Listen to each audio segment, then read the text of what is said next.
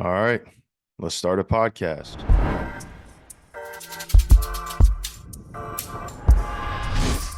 What's up, everybody? My name is Brock Hoffman. I'm an offensive lineman for the Dallas Cowboys, and this is the first episode of my new podcast called The Eighth Round. Super excited to kind of get this thing going. I want to give a couple shout outs first to my cousin Stuart, who works at the creative media department down at Auburn University. Huge shout out to him for taking care of all the editing stuff, doing all the stuff on the back end. So I ain't really got to worry about it. All I got to worry about is recording content for you guys. And then I want to give another huge shout out to my man Joe, my marketing manager, just kind of helping me put this thing into fruition and kind of get this thing rolling for this first episode. So I'm super pumped for that.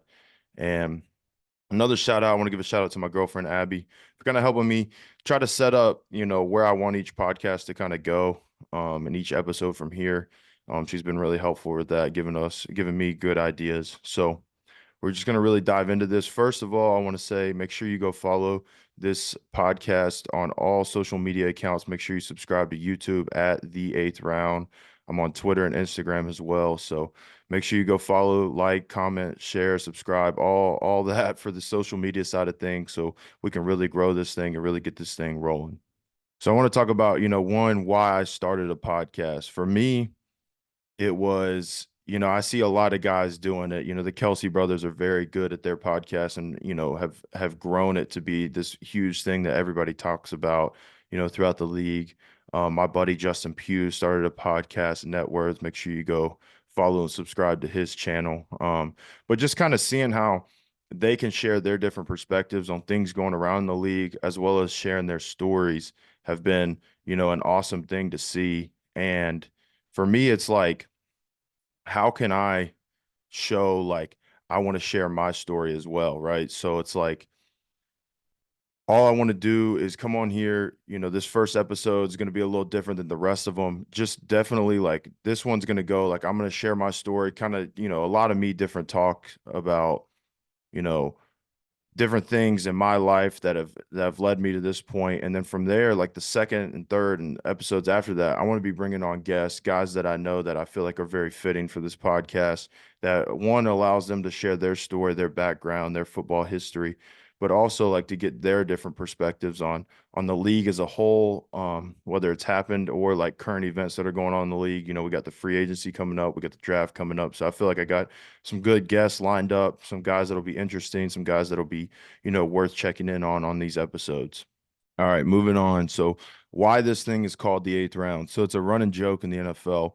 For y'all that don't know, the NFL draft, there's rounds 1 through 7. Your first round draft picks got the huge signing bonuses, and then each pick after that just kind of goes down. But it's a running joke in the league that if you were an undrafted free agent, you're an eighth round draft pick. You know what I mean? Everybody kind of has guys that have made it in this league that were undrafted. We have a certain pride about ourselves, being undrafted, being that every team passed up on us in the draft, and we're still here. We're still fighting every single day, and that's kind of the mindset you got to have if you're going to be an undrafted free agent. So I felt like it was super fitting to call this thing the eighth round. I got some guys that I want to bring on that are fellow eighth rounders, some guys that are not, some guys that are first rounders, some guys that have just kind of paved their way, um, no matter what it was getting in the league. But I felt like it was very fitting for me, especially being an undrafted free agent, calling this podcast the eighth round. So I felt like the name was super fitting. I talked to a bunch of people, they loved it.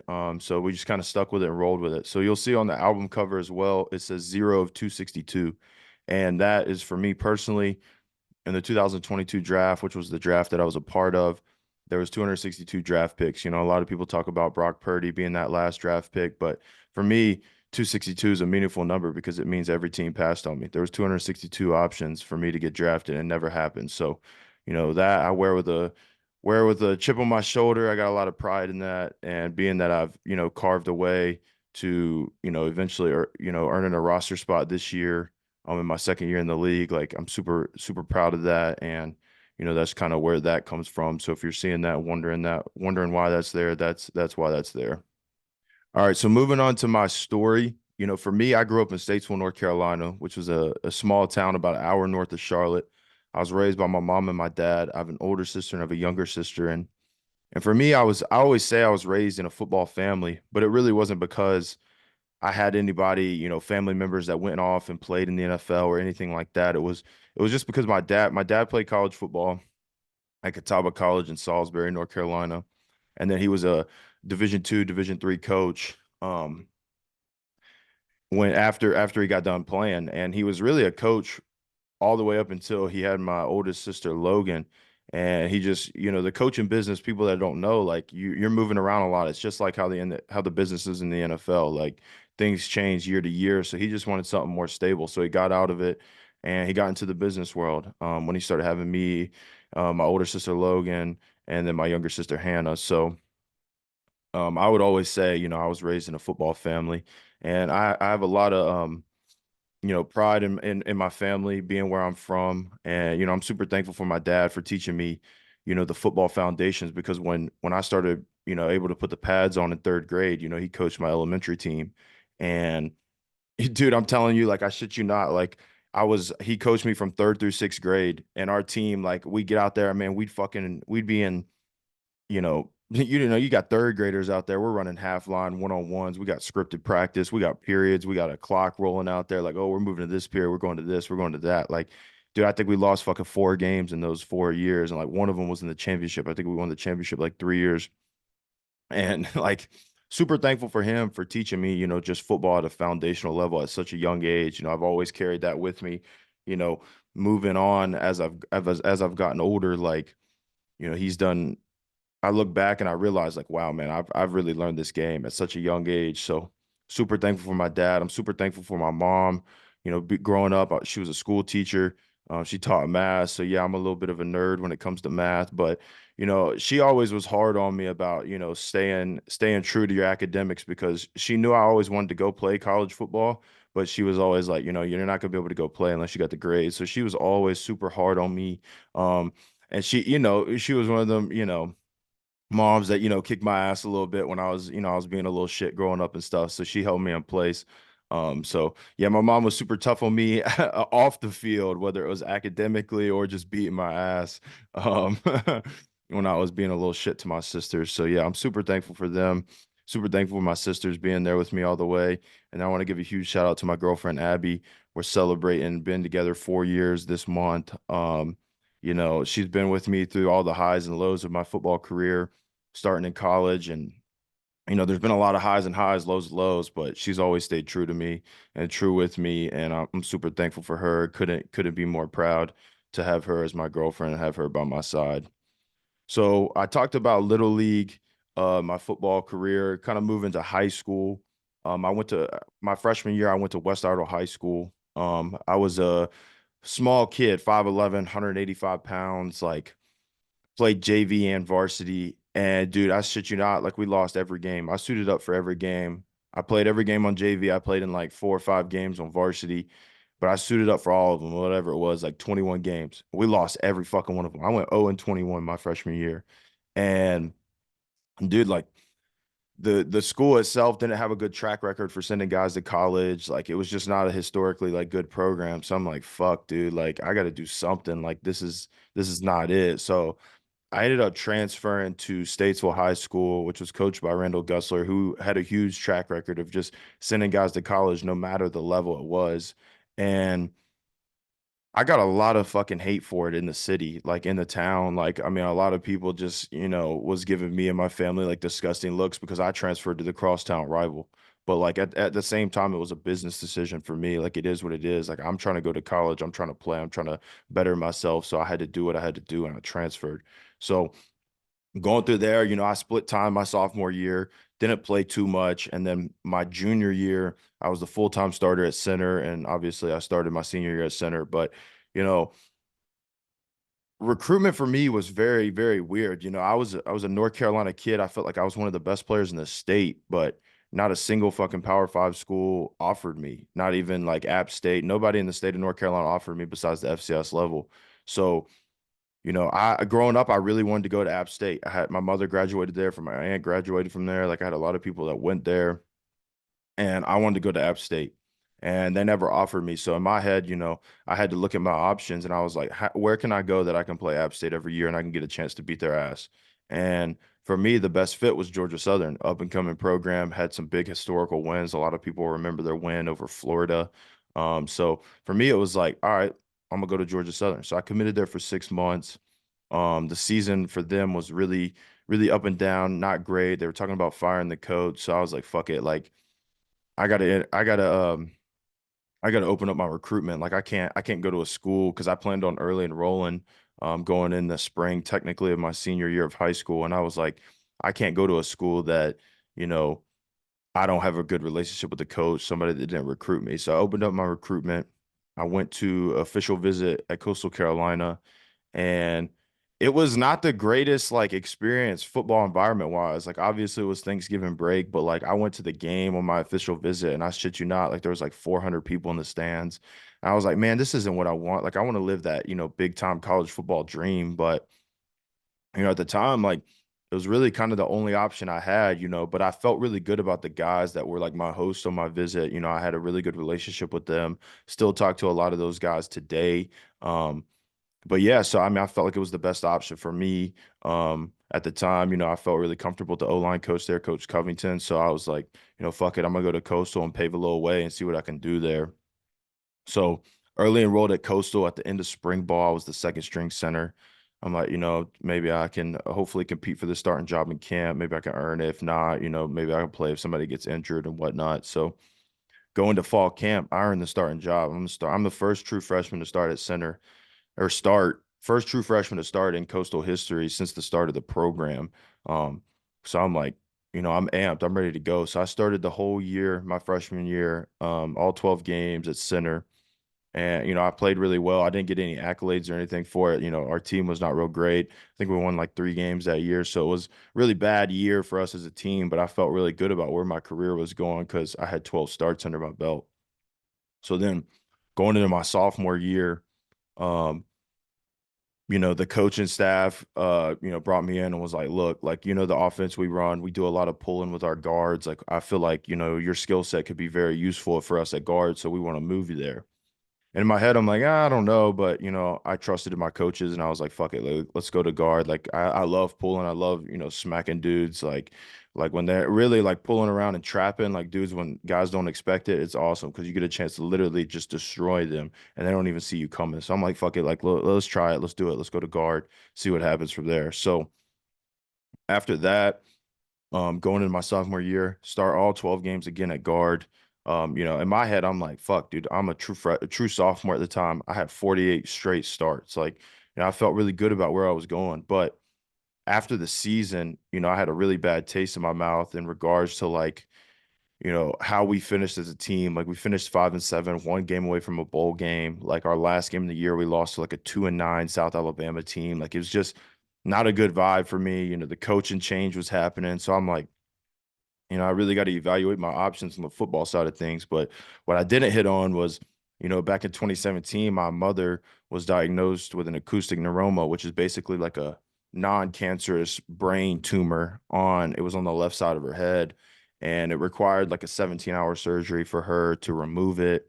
And then she had, facial paralysis, different other, complications that she was dealing with. So she had some other surgeries to help try to fix those things. And it was a lot of stuff going on for me, football wise, family wise, I know I was 2 years out, but like, she was still struggling. It was just a lot of stuff. So in my head, I felt like the best opportunity for me was to enter the portal and kind of see what happens from there. So entered the portal. Um, App State ended up offering me out of the portal. I remember the coach called me. I was like, look, I know we messed up in high school, but like, let's make it right. I had some other FCS offers, but what people don't realize was when I entered the portal was a lot different. That was the first year of it. You had to sit out unless you filed for a waiver. So I was going to file for the medical hardship waiver, moving closer to home. So I wanted to go to a Power Five school, probably in North Carolina, but as long as it was closer to home for me compared to Coastal, which was 4 hours away. So that's when I had reached back out to my man, Coach Vice. So thankful for him because, we had a good relationship in high school during the recruitment process. But for him, like he couldn't offer me because like they honestly were so thin on scholarships. It was a new staff just got the VT. Like it just didn't work out numbers wise. So I reached back out to him and he was like, man, look, we need a center. Like we need a center. We just lost ours. Like we need you bad. So I'm like, dude, fuck it. Like this was everything I ever wanted to do. Like I wanted to go to a football school, I wanted to play in front of a bunch of fans. Like it was everything I could ever dream of in terms of playing big time college football. So I'm like, all right, fuck it, let's do it. So I commit to Virginia Tech. I start filling out this waiver process for like the medical hardship stuff. And the first waiver gets denied. And I'm like, bro, what? Like, how? And basically they told me like from my house to Virginia Tech as the crow flies on the map, like my house was 105 miles, and in their rule book it had to be 100 miles. And I'm like, dude, that's some bullshit. Like I'm getting fucked over. Like this is terrible. So I was like, I knew we had a chance to file an appeal, so I'm like, fuck it, let's take it to Twitter, see what happens. So I took it to Twitter. I took like all the reasons they gave me. I typed it up in my notes on my phone, and then I took two pictures of my mom that was really hard sharing out, but both of them when she was in the hospital from her first surgery and her second surgery. And then I took a like the MRI or the CAT scan of the tumor that was on my mom's brain, and I put it out on Twitter. And literally overnight, like the shit got like 40,000 retweets, 50,000 likes. Like Scott Van Pelt was doing a special on ESPN. I'm like, oh shit, we got a bunch of people trying to fight back against the NCAA. Like I might have a chance to win this thing. So from there, I was like, all right, our appeal should be good. So, just fast forward, I'm already at Virginia Tech in summer workouts, finished summer workouts. I'm in training camp, still ain't heard nothing back from the appeal process. And in my head, I was always training to be the starting center that season. But, you know, like I still didn't know. I was still in limbo on like, am I going to be eligible or not? And dude, literally like the Wednesday before we played Boston College, the first game of the year, they come back to me like, yeah, man, like sorry, like your appeal got denied again. So I was like, fuck it, dude. Like I'm sulking. Like I'm feeling like everything that I had that I wanted was right in front of me, just got ripped away from the NCAA. So I was like, dude, like this is some bullshit. And I went home that weekend, and my dad and my family was there for me, but they was just like, look, you got to turn this thing into a positive. Like you got to do something about it. And for me, I took to really learning how to be a good teammate and learning what it is to, be team first. And all I did was try to focus on getting the defense better on scout team, and then trying to get myself stronger and leading those red shirt workouts. So that's what I did for that year. And then, COVID happened in 2020, but dude, like we had a really good O line that year. We had Christian Darrisaw, who's at left tackle, first round draft pick. We had Lacita Smith at left guard, who was a draft pick. You had me at center, Doug Nestor, who's in the draft this year. And then you had right tackle, who's Luke Tenuta, who was a draft pick. So, like, we had a really stout O line. And we came out, man, and that year was awesome, dude. I think out of like the 11 games we played in, like 8 of them we rushed for 300 yards. Like we were stacked on offense, especially at the running back position. Like we had Khalil Herbert, Raheem Blackshear. Our quarterbacks were Hendon Hooker, Braxton Burmeister, Quincy Patterson. Like we had a lot of dogs on the offense. So, we were really good offensively, but obviously the season didn't go how we wanted it to be, being 5-7 that year. But, I was kind of in limbo about declaring because we had such a good year. But I ended up deciding to come back, and I played my senior year because I wanted to live that dream of playing in front of all the fans at Virginia Tech. I wanted to live that Power Five dream that I always had as a little kid. So super thankful that I did do that. Obviously, we finished that year 6-6, but like I got to live out what I wanted to do. I wanted to play in front of, 70,000 fans running out to enter Sandman. Like shit's electric. If you haven't experienced it, it's something that you definitely need to put on a bucket list. So obviously finished that season. We got destroyed in the bowl game in the Pinstripe Bowl versus Maryland. Man, they put it on us, but I mean we had a bunch of opt-outs, but it is what it is. So after that, I declared for the draft, and I signed with my agent, Andy Ross, who's with Upper Edge Management, and went down to Atlanta, Georgia, and started training with Chip Smith. And from there on, like, I knew I had the Shrine Bowl ahead of me. So my first part of the, draft training process was getting ready for the Shrine Bowl. So all I did for those first 4 weeks was get ready to play football in that game. And I knew there was a lot of big time talent going out there. So in my head, I had to do everything I could to be ready, and I went out there to Vegas. Super fun time. First time ever in Vegas. Definitely did a little bit of gambling on the blackjack table, but yeah. So and then I ended up getting O lineman of the week out there at the Shrine Bowl. So it was really cool. Um, earning that as I'm going through this draft process. So after the Shrine Bowl, I was looking forward to hopefully getting a combine invite. That was the next thing on my checklist for, making my way into the draft and hopefully getting drafted. And oh man, I think back to those times. That's a lot of shit, like a lot of emotions. It was a very emotional time for me because, basically my football career is in limbo. You know what I mean? Like for y'all going through the draft right now, I'm sure you guys are experiencing as well. But so combine list comes out, no combine invite.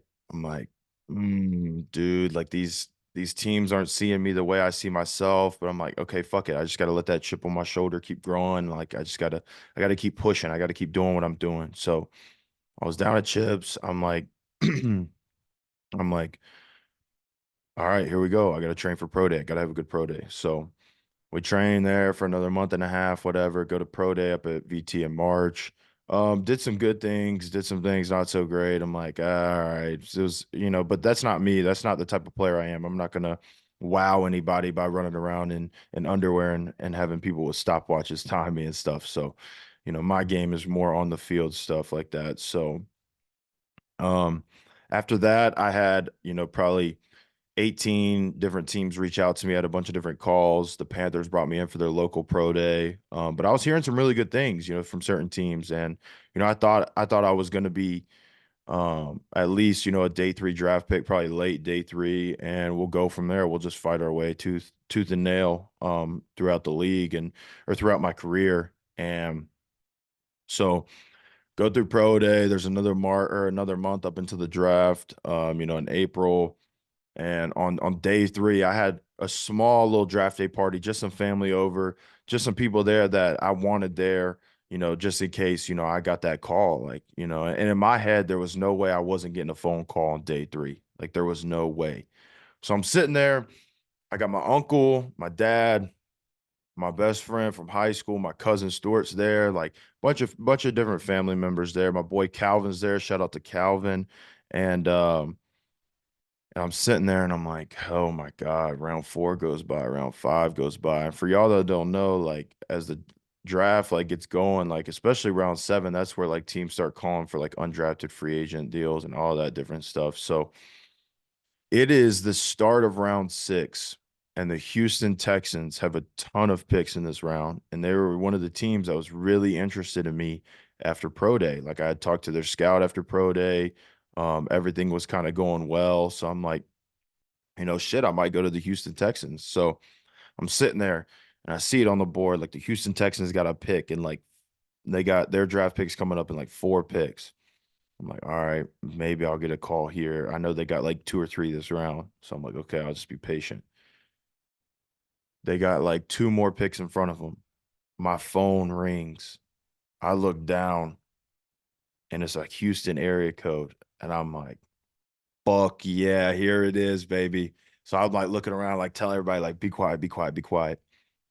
I picked the phone up. I'm like, hello. And it's the Houston Texans O-line coach. And he's like, man, I love you. I love the way you play the game. Like, I just want to make sure I called you before things got crazy on this end. And I'm like, okay, cool. I appreciate it, coach. Hung up. And they were like, what'd they say? What'd they say? What'd they say? I'm like, it was the O-line coach. He called me and he was like, I just wanted to call you before things got crazy on this end. So I'm assuming like I'm about to get a call from the GM, like they're about to draft me. Next pick goes by. The Houston Texans are on the clock. I'm sitting there shaking, like shaking, looking at my phone, like, come on, bro, call me, call me, call me. Next thing I look up, the pick is in, no call, and it's another O lineman. It was a tackle out of somewhere in the SEC. I couldn't remember. And I'm like, that was the weirdest fucking experience of my life. Like, why would you call me telling me you love the way I play the game and you just wanted to call me before things got crazy on this end?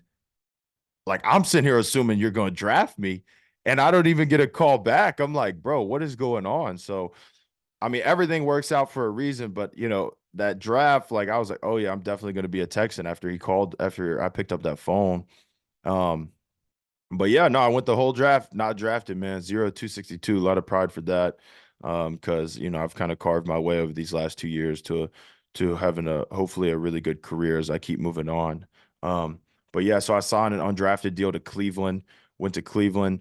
I was playing for Coach Callahan, one of the best O-line coaches in the business. And I felt like he did a really good job, basically like taking me from everything I learned in college and just kind of developing me into what it means to be a pro and what it means to play like a pro in the NFL. So super thankful to be coached by him. But I didn't have the best experience in Cleveland. I felt like I was definitely a guy that should have made the roster my rookie year, but um went through OTAs, went through training camp, never got much of a chance during practice. Played at least a half in every preseason game. So super thankful for that to at least have good preseason film. Did really well. But they told me they were going to put me on practice squad, and hopefully as the season goes on, they'll keep developing me. And if somebody gets hurt, they'll use me as an elevation, and hopefully I can be a depth piece on Sundays eventually for them.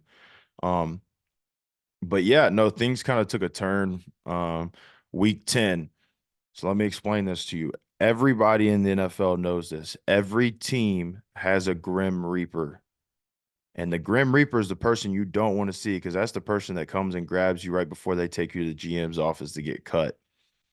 So I am walking in. It was fresh off the bye week. I went to visit my girlfriend. I flew in. My flight got delayed a bunch. I got in late. I got in bed at like 11. I was at the facility at like 5:45. I'm in line grabbing a breakfast sandwich. I get tapped on the shoulder. I turn around and it's the Grim Reaper. And he was like, "Hey man, can you come with me?" I looked at him. I was like, "Are you fucking joking?" And he was like, "Nah, man, I'm sorry, bro. Like, you just got to come with me." I'm like, "All right."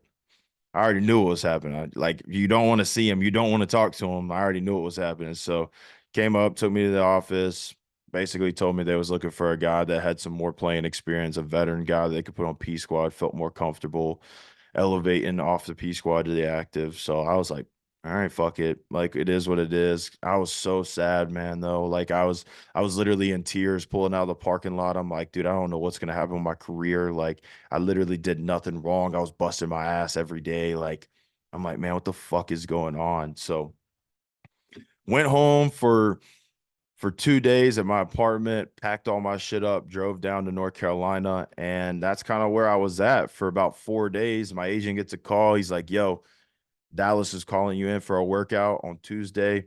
If they don't sign you, you're flying up on Thursday to the Patriots. So be ready to go." I'm like, all right, let's go. It's my opportunity. I get a chance to go, hopefully try out and be a Cowboy. So go do my workout on Tuesday. It was me and two other centers, and I fucking dominated the workout, man. I was like super pleased with how I did. And boom, they signed me to the P squad. 2 weeks later, I'm active. Like literally for 3 games. I had to because the elevation rules, I wasn't active the last game of the year, and then boom, playoffs hit. I'm active for the playoffs, and it was just a great experience to finish the rookie year. And then after that, going back this year, um, was there in training camp, OTAs. Basically what they did at the end of training camp is they cut me, put me on P squad, but told me they were going to elevate me for 3 weeks and then they were going to sign me. So, and that's exactly what happened. So it was basically like I was on the active roster, um, the entire season. Super thankful. Week 3, got my first career start versus Arizona Cardinals. Obviously, we lost that game, but super thankful that I got my first start there. And then I started at center that game, and then I played in a bunch of other games, but I played serious time, half the game in San Fran, played a quarter versus the Giants, and then I got my second career start at right guard versus Washington last game of the year. One of the best moments of my life. I was playing up against a really good defensive tackle. The game, if we won it, we were going to be NFC East champs. It was super fucking crazy because like they didn't tell me I was starting until like an hour and a half before the game because Zach had gotten sick, and it was one of the best football moments of my life because I had played really well versus a really good defensive tackle. We won the NFC East, like we got home field advantage for the playoff game. Like it was by far one of the best football moments of my life. So super thankful for where I'm at this year. That's kind of my story, quick recap of it and all. And I don't want to bore you guys too much, but basically how I want this to go is, after this, I want to do certain segments every podcast that stay the same. And, for me, one of them is like a random like NFL fact or like thing you might not know about being in the league. And then at the end, I always want to finish with questions from fans. And the fans' questions, how I did it was I just put a little ask me questions on my Instagram story, and I took like three of them from it just so I thought it would be pretty quick and easy. We'll keep it nice and light, so I don't want to bore you guys on this first episode. All right, so moving on to one of the random NFL facts of the day, or something you might not know about being in the league. So, what a lot of position groups do is they have one guy that's appointed the leader of the fine board, and there's a certain rules of fines that you cannot commit. And if you do, every 4 weeks, how we do it in Dallas is at the O-line dinner, you collect those fines, and those fines go towards paying for our like end of the year trip, part of it, right? So I just wanted to take a little deep dive into our fine system and talk about three different fines that, some guys definitely got booked for this year. So we have the sensitive fine. Obviously, if you're acting like a little bitch, bitching about different things, whether it's practice, whatever, we're going to check that down. We're going to add it to the fine board for sure. Another one you guys might like is a self suck, and that's basically where you're sucking yourself off. So stroking your ego a little bit. And it's it's funny because some guys do it accidentally and some guys do it just because that's who they are. And it don't matter, man. We are checking it, we're adding it to the fine board. Like, and I remember like this year, like a lot of guys, not even a lot. There was like a couple guys, man, that were super, super hurt about when the fines got posted. And if they were gonna bitch about it, like it's just gonna keep getting worse. Like you just keep adding the sensitive fines, man. Like it is what it is. And then the last one, you can never be this. Like if you're a high school, college kid, like as you grow older in your career, never be this to a coach. Never be a brown noser. Never stick your nose up the coach's ass because that thing, like that, doing that, everybody in the room is going to hate you. So don't ever be a brown noser. That's a big fine. All right, lastly, questions from fans. Favorite song to listen to during this season? For me, just because I was in Dallas this year, I got a house out here. Like I'm really embracing the Dallas, or Texas Big X the plug. So uh a sleeper song from him though that a lot of people don't really listen to, I feel like, is Mr. Trouble. So Mr. Trouble by Big X the plug. Check him out. That song's fire. And then we got tips for playing center, pretty vague, but I would just say make sure you have a comfortable base in your stance and then just find like a consistent snap. Like just always keep working, your snaps so that you have nice, consistent snaps no matter what the situation is, rain, shotgun, under center, anything like that. And then as an O lineman, should you tape your wrist and hands? I would say yes, because the worst thing you want to do is jam your finger or jam your thumb or dislocate your fingers. So, you don't want to do anything like that. I know it's personal preference, but I would always say make sure you do that. So, yeah, I mean, that's kind of the end of where I'm going to end this episode at. Make sure you please follow the eighth round on all social media accounts, like, comment, share, subscribe. And then another note for the next episode, make sure you comment a question down. Like make sure that's where you put all your questions down in the comment section on YouTube. I will be checking those out to add for the next episode. But yeah, if you listen to this thing all the way, I appreciate you from moving here forward. Hopefully it's a little bit more entertaining. I know it can be boring, just a guy sitting here talking about himself, but we're going to be bringing on some guests, and it'll be a little more back and forth. I think it'll be a lot better experience. But yeah, man, I'm super thankful. If you listen to this whole episode, make sure you go follow me, like, comment, subscribe, share, do it all for me. So I appreciate you guys, and as always, go Cowboys.